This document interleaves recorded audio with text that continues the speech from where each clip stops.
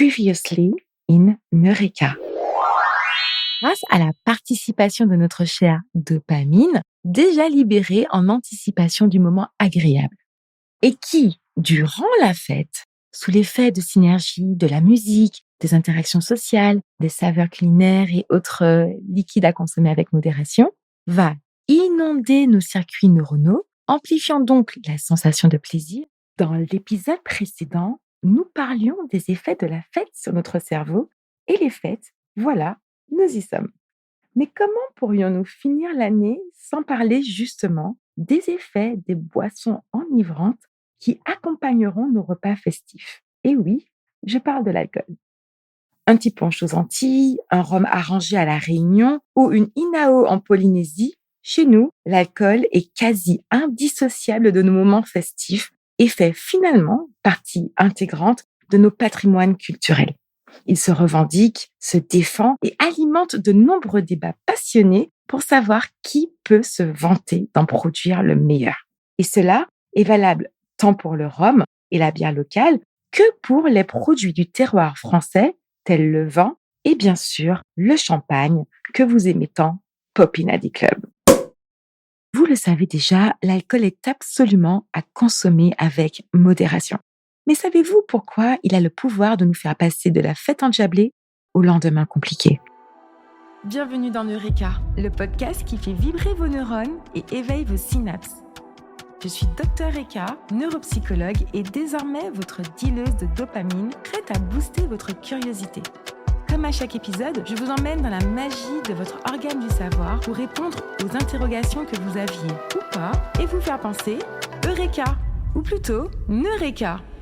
L'alcool, scientifiquement appelé éthanol ou OH pour les intimes, est le résultat soit de la fermentation par des levures des sucres naturellement présents dans les fruits, comme pour le vin, soit de la distillation ou un procédé plus industriel est mis en œuvre pour obtenir un liquide par condensation des vapeurs, comme on le fait pour le rhum.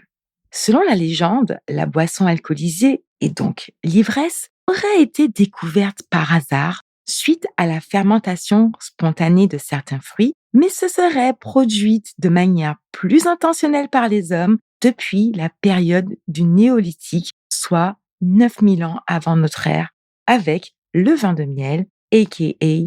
l'hydromel. L'alcool n'est donc pas le fruit d'une découverte contemporaine et accompagne l'humanité depuis des millénaires. Et nous, les ultramarins, avons su l'adopter, l'intégrer et l'ancrer même dans notre culture, parce que chez nous, l'alcool est bien plus qu'une simple boisson, c'est une carte d'appartenance, un symbole de partage, une fierté et parfois une source de petite rivalité. Bien sûr, cela ne vient pas de nulle part, mais bien de l'héritage de notre histoire coloniale qui a permis le développement de nos boissons locales d'une part, mais aussi l'importation et l'inclusion dans nos coutumes de la consommation d'autres alcools devenus alliés de nos moments festifs et de partage. Bref, chez nous, la consommation d'alcool est une célébration, une tradition et parfois même un rite de passage qui rend joyeux et transforme la vie en mille et une couleurs de bonheur.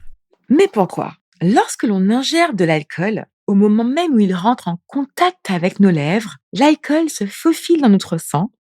Une petite partie est absorbée directement par l'estomac, mais une grande majorité prend l'autoroute intestinale pour une absorption plus rapide, direction le cerveau. L'éthanol franchit alors la barrière hémato-encéphalique, cette fine couche qui protège et isole le cerveau du reste de l'organisme, pour se lier alors aux récepteurs inhibiteurs de l'excitabilité neuronale, dits récepteurs GABA, qui sont chargés de calmer le système nerveux.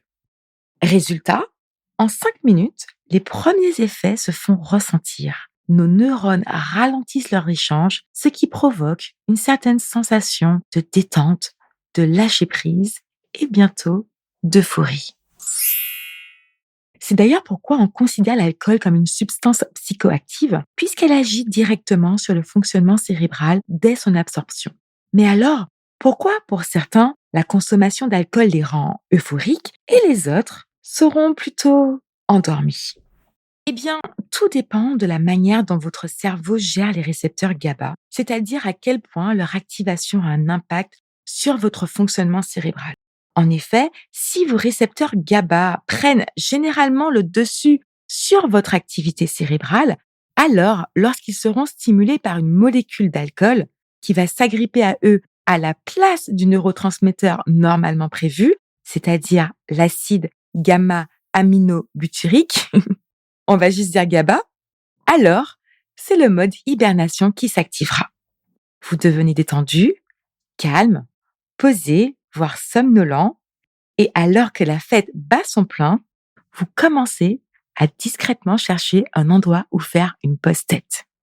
En revanche, si dans votre fonctionnement de base, ces récepteurs GABA ne sont pas, disons, prioritaires, alors le relais sera pris par notre copine, notre favorite, notre star, la dopamine, qui va être libérée dans le circuit de la récompense et stimulera indirectement la production de la sérotonine, l'hormone du bonheur, pour entraîner l'euphorie.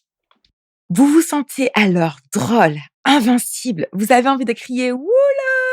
taper sur le plafond pour signaler au DJ votre approbation de sa sélection et peut-être même tenter de monter sur le bar pour montrer à tout le monde qu'il y a une dancehall queen cachée en vous.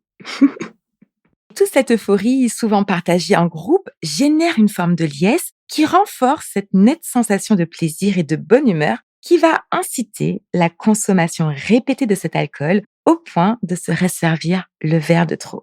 Mais tout cela sera bien sûr modulé par le type d'alcool consommé, car vous l'avez déjà forcément remarqué, certains alcools sont plus enivrants que d'autres. Et cela se joue en fonction de la concentration d'éthanol, mais aussi de la vitesse d'absorption. Plus une boisson est concentrée en alcool, plus rapidement elle sera absorbée. Les alcools forts, comme le rhum, sont rapidement absorbés et produisent un effet plus intense car ils n'ont pas besoin de beaucoup de volume pour diffuser une grande quantité d'alcool dans l'organisme. En revanche, les boissons moins alcoolisées comme la bière prennent plus de temps pour monter à la tête car leur absorption est plus lente et donc leurs effets plus modérés. De notre côté, les bulles accélèrent l'absorption car les gaz irritent la muqueuse de l'estomac, ce qui augmente le débit sanguin dans l'estomac et facilite le passage de l'alcool dans le sang. Tout comme avec le sucre qui, une fois attaché à la molécule d'alcool, va favoriser son passage dans le sang. Donc, si vos calculs sont bons, vous comprenez que ce n'est pas la combinaison la plus saine.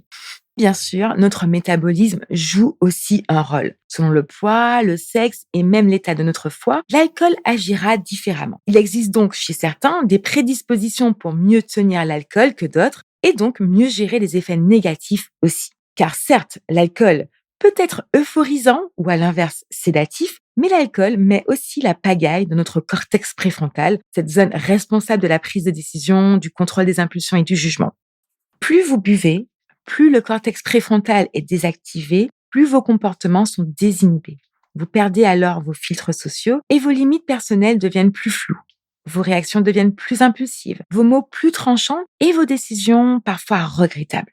Et là, la fête peut vite tourner au fiasco.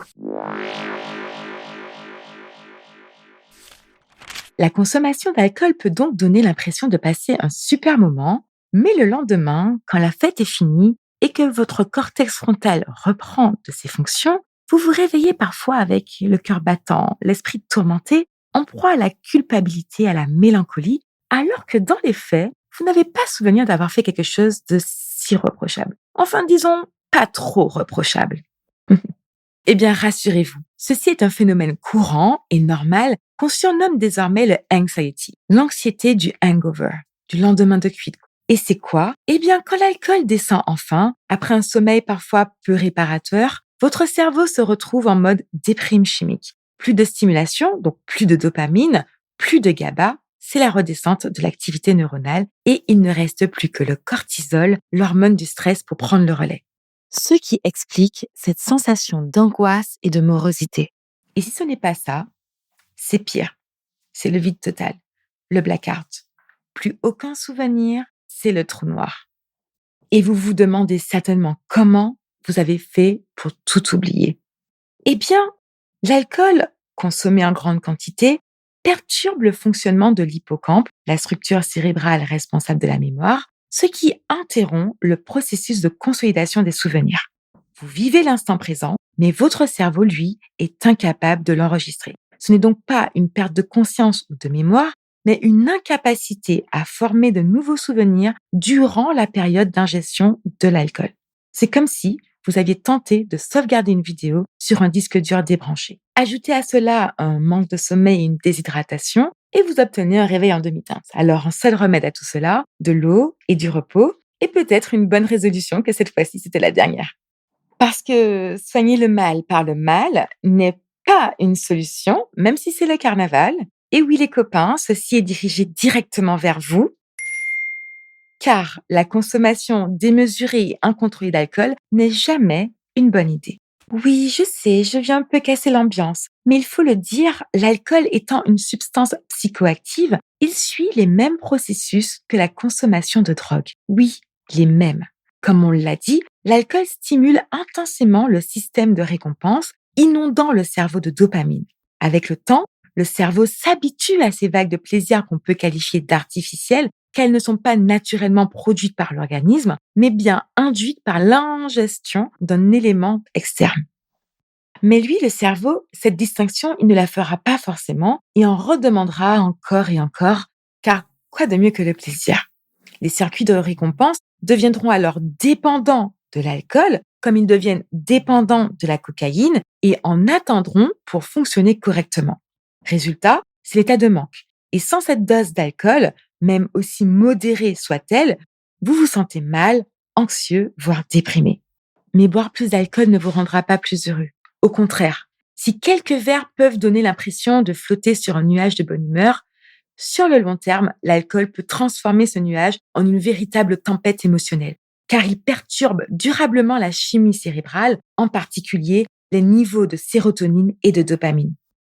En fait, une consommation régulière d'alcool entraîne une diminution de la production naturelle de ces molécules, ce qui peut conduire à des états dépressifs, une irritabilité accrue et des sautes d'humeur.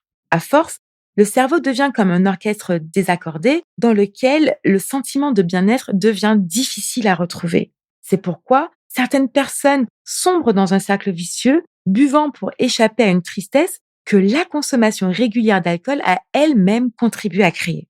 Et au bout de ce dangereux chemin de la dépendance et de l'alcoolisme, il y a des pathologies sévères comme le syndrome de Korsakoff ou le syndrome de Guy-Wernicke, entre autres maladies viscérales, qui provoquent une dégénérescence neuronale où la mémoire s'effrite et la réalité devient un véritable puzzle. L'alcool fait partie intégrante de nos cultures ultramarines, de nos rituels et de nos identités collectives. Lever son verre pour célébrer la nouvelle année, une réussite, une union ou simplement un moment de convivialité à la plage est une tradition ancrée qui raconte un peu l'histoire de nos territoires. Mais comme dans toute bonne recette, l'ingrédient clé, c'est l'équilibre. Votre cerveau est une machine complexe et précieuse qui mérite qu'on en prenne soin. Comme vous l'avez compris, chaque gorgée d'alcool déclenche une série de réactions chimiques et neuronales qui influencent notre humeur, nos décisions et notre mémoire à court et à long terme. Profiter des plaisirs de l'alcool sans en abuser, c'est donc un moyen de garder cette incroyable machine en bon état de marche et pendant longtemps. Il est clair que la frontière entre le plaisir et l'excès est souvent fine, et si on trinque pour le bonheur du moment, on veut aussi se réveiller le lendemain sans regret et surtout sans avoir contribué à fragiliser notre santé physique et mentale. Même si l'alcool sera toujours présent dans nos moments festifs parce qu'il s'agit de coutumes, trinquer avec modération, c'est trinquer avec conscience et respect de soi. Mieux gérer sa consommation, c'est aussi une façon de réapprendre que le plaisir et le partage existent même sans alcool. Et ça, votre cerveau vous le rendra bien, aujourd'hui, demain et dans le futur. Vos souvenirs de fête ne seront que plus savoureux. Et après tout, les meilleures soirées ne sont-elles pas celles où on s'amuse, où on partage et dont on se souvient sans avoir le cœur serré? Allez, à votre santé et à celle de vos neurones.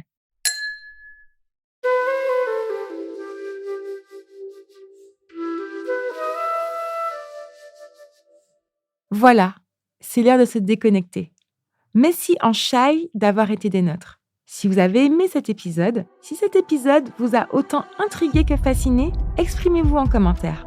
Offrez-nous 5 étoiles et partagez autour de vous. Et puis tant qu'à faire, pour ne plus rien rater de Neureka, suivez-nous sur les réseaux sociaux et ajoutez-nous en favoris sur Spotify, Apple Podcasts, Deezer. Podcast Addict est maintenant en Ngami pour ceux qui, comme moi, sont au Moyen-Orient. Au Pakistan,